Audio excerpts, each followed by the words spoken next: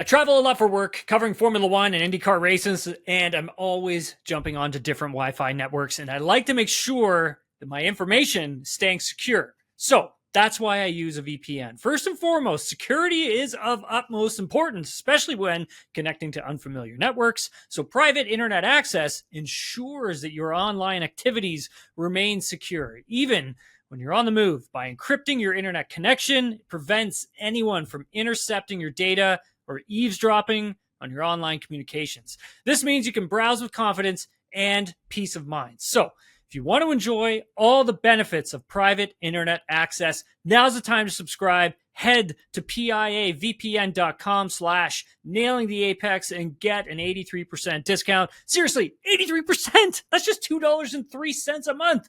And you also get 4 extra months completely for free, but you must go to piavpn.com/nailingtheapex for a truly private digital life. Once more, it's piavpn.com/nailingtheapex. Get in on the action and make your bet with Sports Interaction. Summer is heating up with baseball. Can the Jays make a run at the division? Oh, no. Yeah.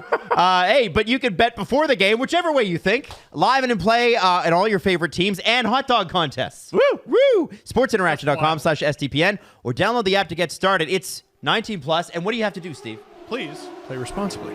Welcome to Nailing the Apex, everyone. I'm Tim Hauraney. Please head on over to Spotify, give us a 5-star rating and a follow. Same goes with Apple Podcasts as well. Write reviews. It really helps us grow the show. You can also watch us on YouTube. You can follow me on social media at Tim Hauraney. Recently, IndyCar driver Alex Palou, well, he's been in the news, and maybe not the best news for him either way. But joining me today to discuss more of this story from Sky Sports F1 is Tom Gaymor. Tom, thank you so much for taking the time to do this. How are you?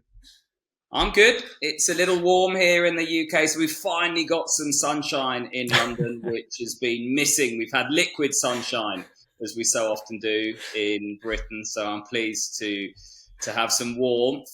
And I'm pleased to be joining you because we've got quite a story to cover. How long have you got, Tim? Because this is unprecedented, and it's a long list of sort of events, really, that have been going on for a year. And the sort of twist that we saw play out last week with Zach Brown coming out and, you know, what's transpired this week with the news of the litigation here. But, you know, no one really believed that could happen. You know, there were question marks, rumors about what Alex Palou was going to do. Was he going to stay? But you just, in your wildest dreams, with what happened last year, with the lawsuits and everything, you just couldn't believe that could happen. And it's the story that keeps on giving because it's happened.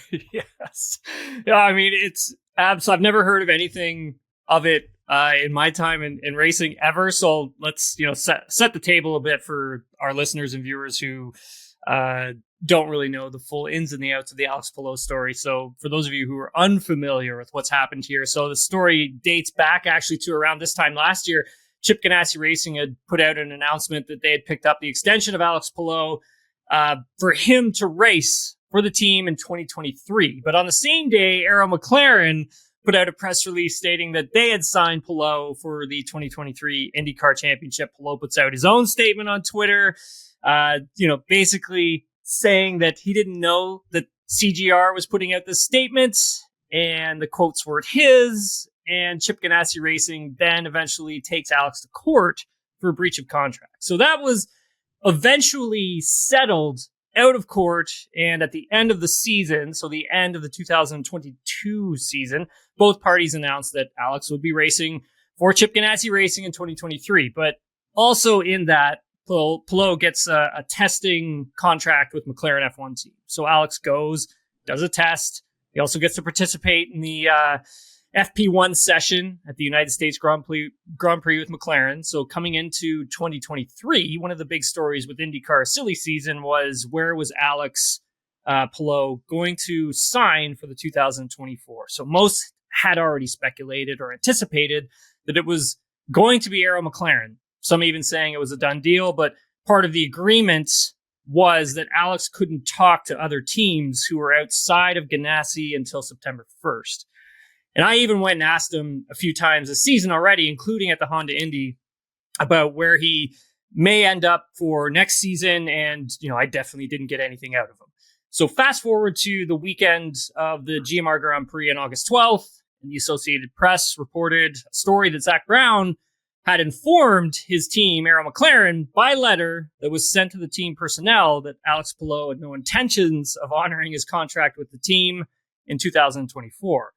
Now, according to this letter that was obtained by the Associated Press, Brown also had written that in his dealings with Palou, he had given them assurances that he would be racing for the team in 2024, and that Alex had also received from the team an advance on his salary.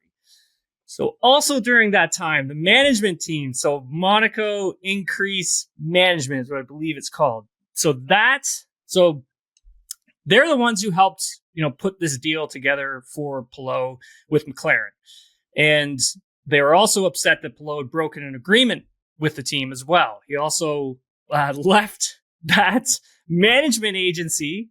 And according to the Indy Star, he has since gone back to being managed by Roger Yasukawa. So Yasukawa has been a part of Alex's career dating back to his time in racing in Super Formula and was a key factor in getting Palou into IndyCar. Then Chip Ganassi himself put out a statement, and Chip doesn't usually like airing his dirty laundry and is not a big fan of speaking with the press, saying, quote, this is the long one, guys, sorry, anyone that knows me, that I don't make a habit of commenting about contract situations. Subsequently, I have been quiet since day one of this story, but now I feel I must respond. I grew up respecting the McLaren team and their success.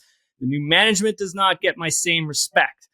Alex Palou has been a part of our team and under contract since the 2021 season. It is the interference of that contract from McLaren that began this process.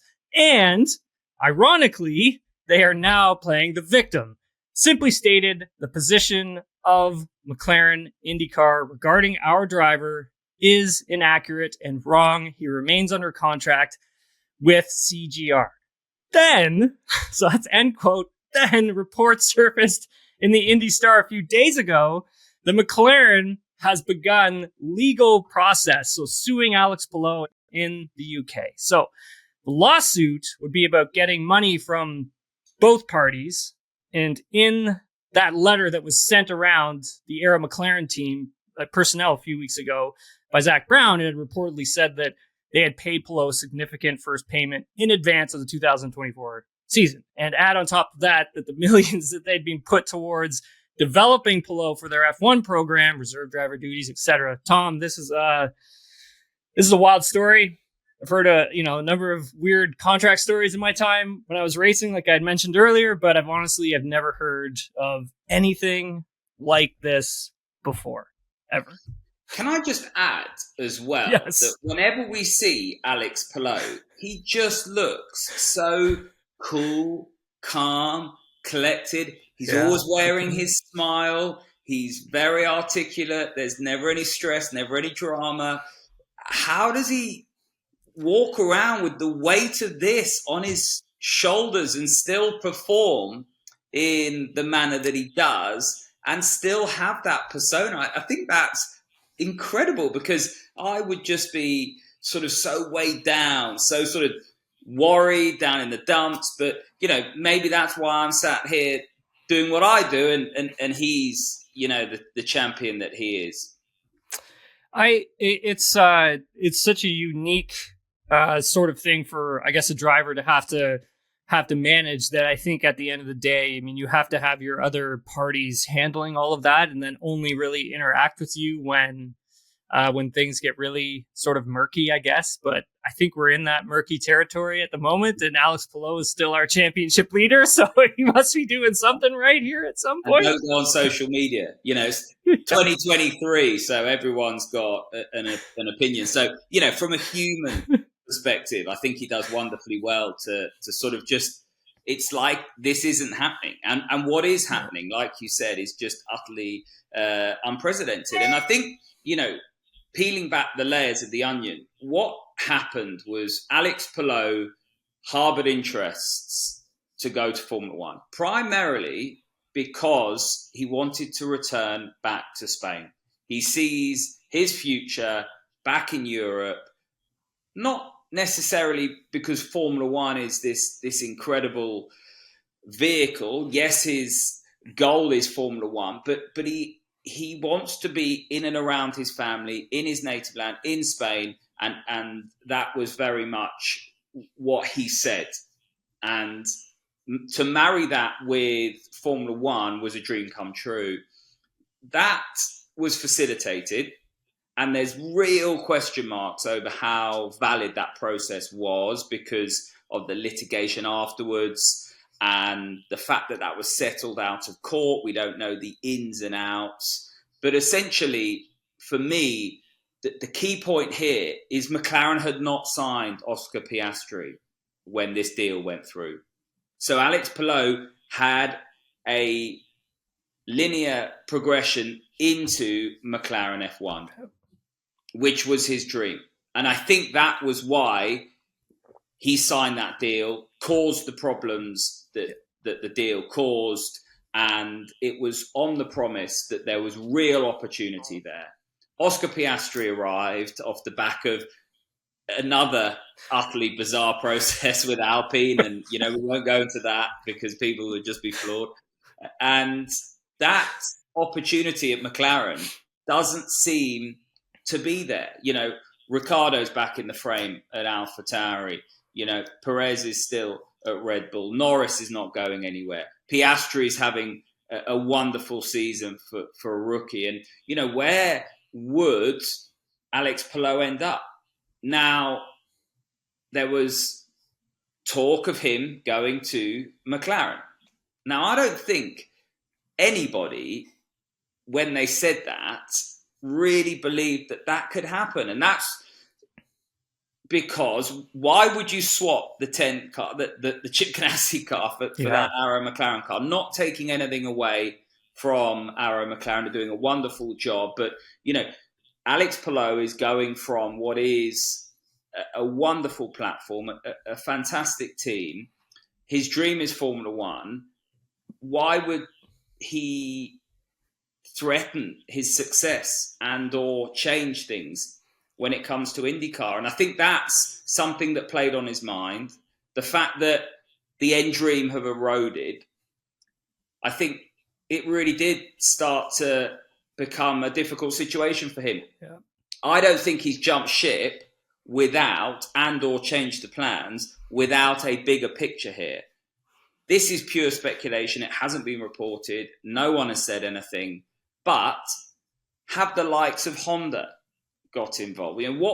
What does the inside of that Chip Ganassi deal look like? Yasukawa's back on the scene. Honda brought Palou to IndyCar. Honda are involved in Formula One with Aston Martin, various other, in terms of the thread there. What's Alonso going to be doing? Will Lance stay there? I'm hypothesizing here. Yeah. But Alex Palou made headline news because he had an opportunity. He's made headline news again. I can't believe it's without opportunity. I think something has gone on there to facilitate his ambitions. And we're now in the situation that we're in now. So what could that be? I think if you look at how maybe strongly CGR wants to hold on to him, and regardless of anything, I always look for the money, like who's getting paid what, how much are they getting paid, and I always say just follow the money. So if Alex is getting a good offer from Chip, and obviously Chip would want to keep him. Chip likes winners, right? Like that's his motto.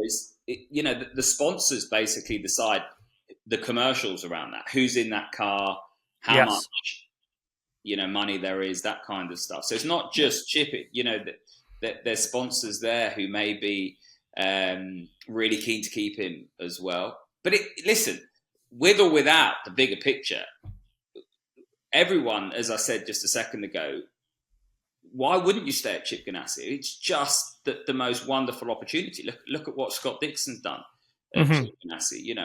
It's a home. and a wonderful place for Alex Palou to stay.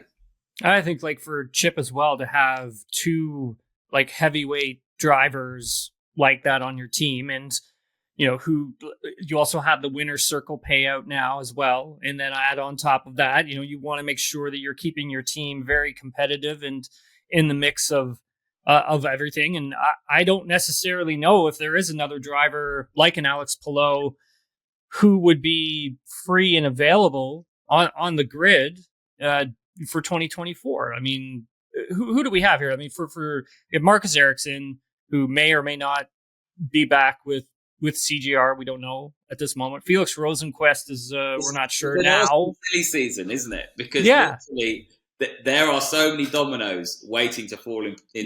Ericsson, Grosjean, Rosenqvist, some big names there. I was speaking with some team personnel during the Toronto Indy, and they were telling me that like the biggest domino to fall first needs to be Alex. Everybody needs to know where he's going, and everyone assumed that was going to be McLaren. Like, this is from people like who are like in the know. Like, they were even saying like, yeah, he's going to Aaron McLaren. We just we need to wait for that announcement to be made, and everyone else. Even if they weren't in the know, there was no way that he could reverse what's happened. And then 100%. When he had this incredible success in the middle part of the year, won 3 races on the trip, people started to say, well, would he? Mm-hmm. Why would he leave? Mm-hmm. If Alex does have something signed on paper, do you think he should? Do you think he should honor that? Only because this story has really, I don't want to say made him look bad, but it hasn't like been good for his brand. I would say that's just from me looking as an outsider. No, in terms of integrity, trust, all of those things, it's not been great. The big question mark for me is you row upstream and you say, well, how valid was the initial deal?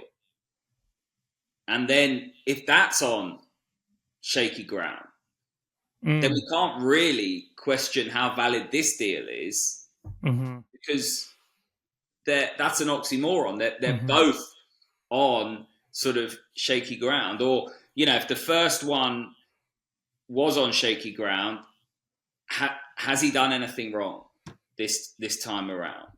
But what's difficult is, there's no detail in terms of what's happening in the UK courts, for example. And one thing's for sure, that is not to retain Alex's services for 2024. So that is solely, I think, to start to recapture the costs and the investment that has been front-ended into Alex Palou. He was only testing the McLaren around the Hungaroring, earlier, a month or so ago. So, he's had numerous runs in that car. That was with Oscar Piastri before the Grand Prix. So, he's, well, you'd be incandescent with rage if you were Zach Brown.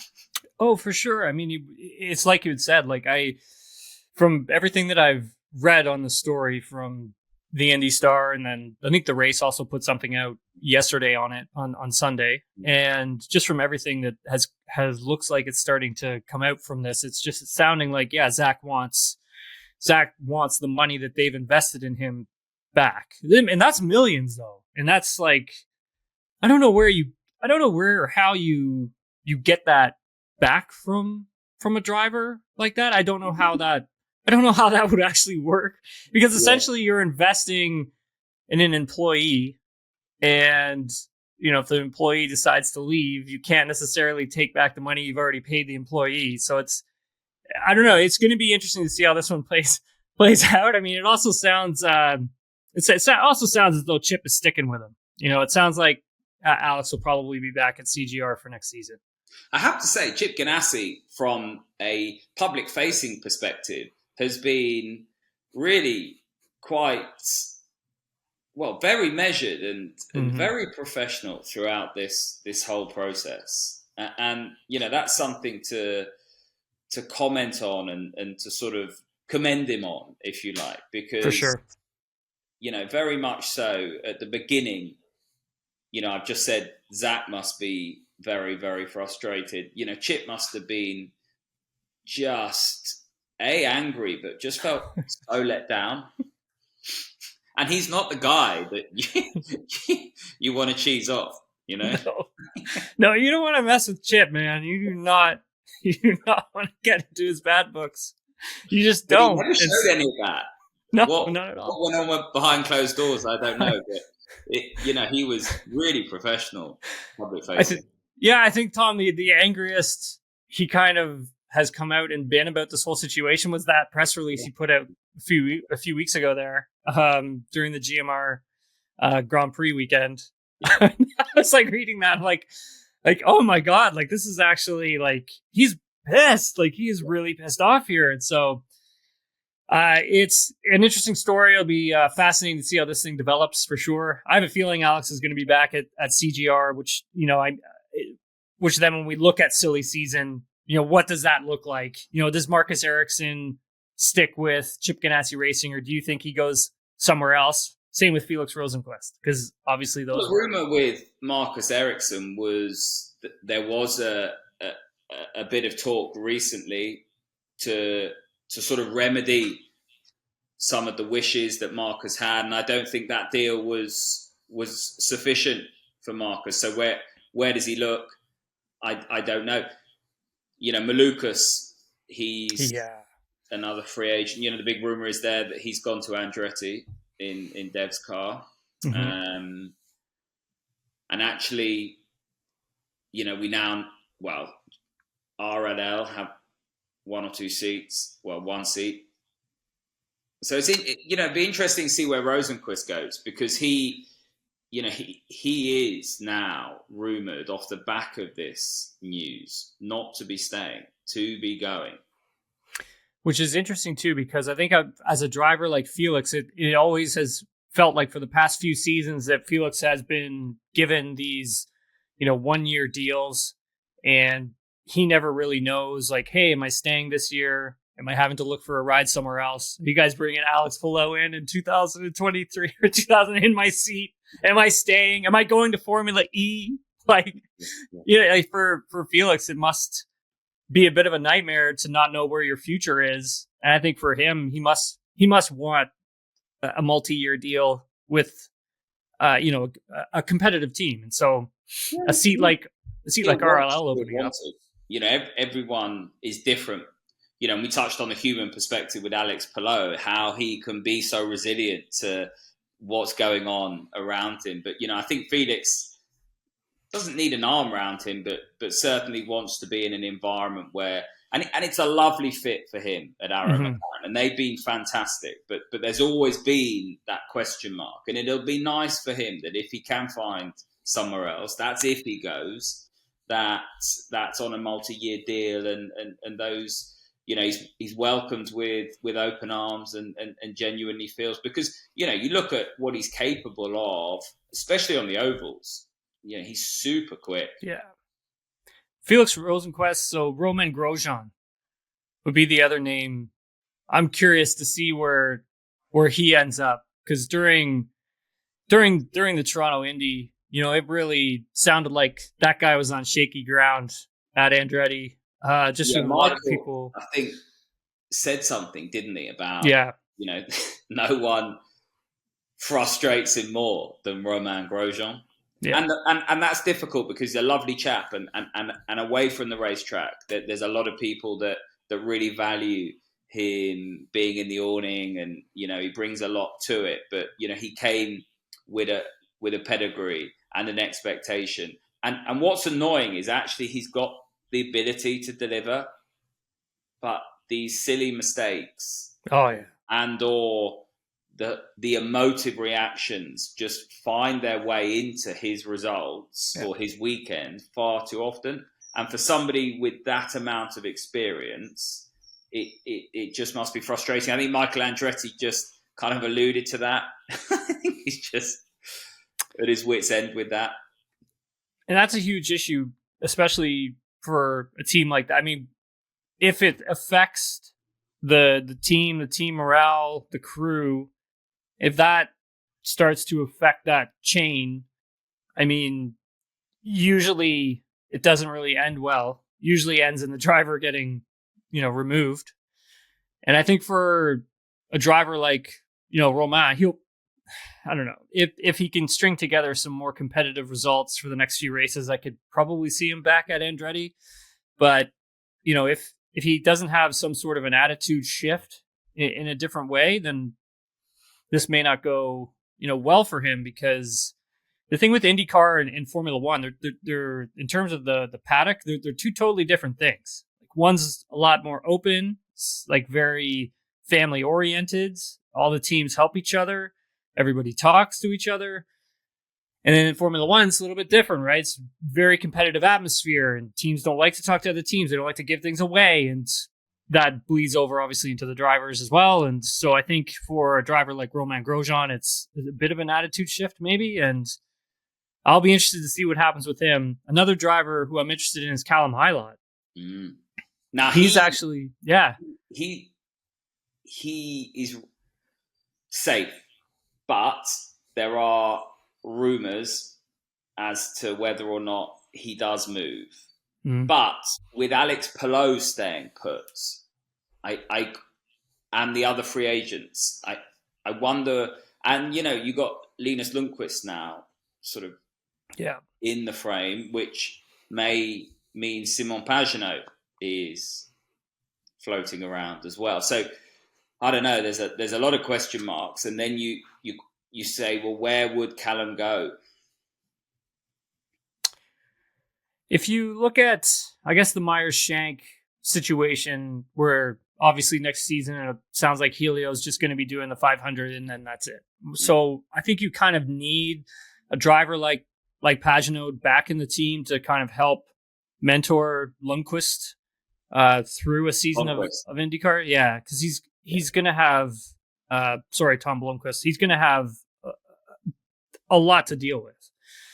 And it's going to be a lot different from what he's used to. So I think if you have a driver like Pagenaud there, I think that helps a lot for sure. For Callum, he's such an interesting talent. I really love to see what because I don't want to say he's inconsistent, but he's had some really strong performances and then he's had some really dreadful weekends. But at the same time, I mean, he's on a team now, like the budget, is it all there? I don't know. I question that.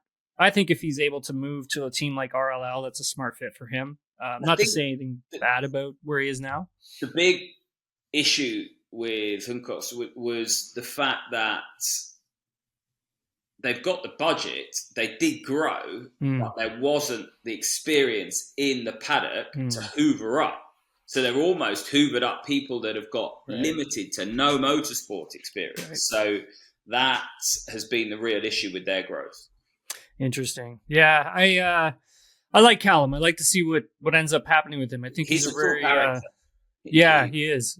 He is strong talent. He reminds me of Colton Herta a bit. Yes, they've got that kind of dry, introverted, but sort of wacky sense of humor. So the Bommarito Automotive Group 500 coming up this weekend. Tom, like what are you looking for at this one? I love this race. Particularly, it's one of my favorite short oval races on the calendar. So I spoke to Alexander Rossi and I said, listen, all cards on the table. What do we expect with this alternate tyre now that we're gonna? Because it's the first time, right, in IndyCar history that we've had to run 2 compounds of tyre, and he just said no one knows. He was like, man, I don't know. It's awesome. And that's peak IndyCar, because even when we go back to last week at the GMR race on the IMS road race, they just brought that alternate tyre that was actually a primary from somewhere else. That's normally a black race. It then became a red race, and even in the warm up, people were like, "This has got to be a black race," and then afterwards they're like, no, it looks like it's good. So no one actually knows. And I think that's the wonderful thing about IndyCar that's completely different to Formula One is genuinely IndyCar can just turn up with a new compound. That would never happen in Formula One. And then No, never. there you go. You got half an hour to find your way around that kind of thing in practice. I love IndyCar, man. Oh my God. And that's cool. So when we go to this oval and we've got to run this alternate tyre, no one really knows what's going to happen. So, you know, where am I to make a prediction? One exactly thing right. that is always a strong bet, Joseph Newgarden. And Penske have won the last 3, I think, around there. And bearing in mind he's won every oval race this year, I can't for 1 minute believe that they're going to be too far away. And he had a horror show last time out, so he'll be looking to bounce back. So in 2022, it was Newgarden. 2021, Newgarden. 2020, race 1, Scott Dixon. Race 2 was Joseph Newgarden. Yeah. So there you go. He's a strong bet on the oval. Oh, for sure.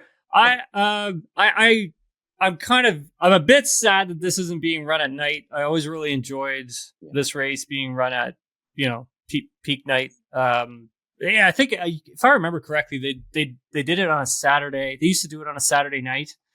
I actually really enjoyed that race. The ovals need that. Yeah. I think it's cool. I go back 20 years when I was in California and I went to a cut race. What did they call it? Like Southwest Tour or something. I don't know what they called it, but it was at Irwindale or something. I don't know. Yeah, Irwindale. Yeah, and it was at night, and it was just the best show ever. And I think the ovals just are better at night.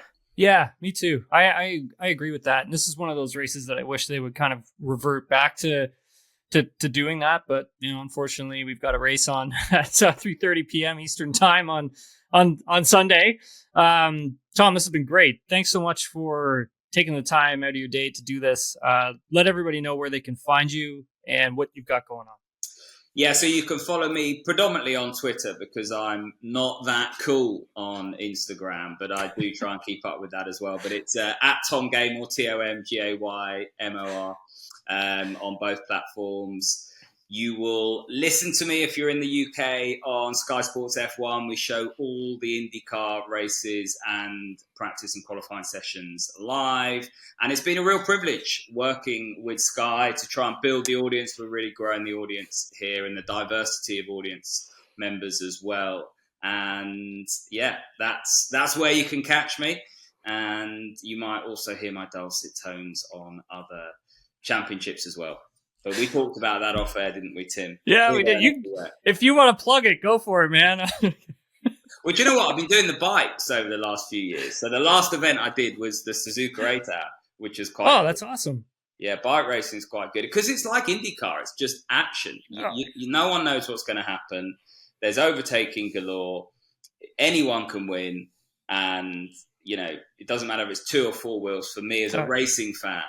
And also the paddock is very similar to IndyCar. You talked about that sort of, there's no egos in IndyCar. Everyone is accessible. And the bike paddock's pretty much like that as well. Tom, this has been great. Thanks again, man, for taking the time to do this. We'll catch up again at the end of the championship when it's all said and done. And maybe we'll have some more Alex Palou news by then to talk about. Let's do it. Thanks, buddy.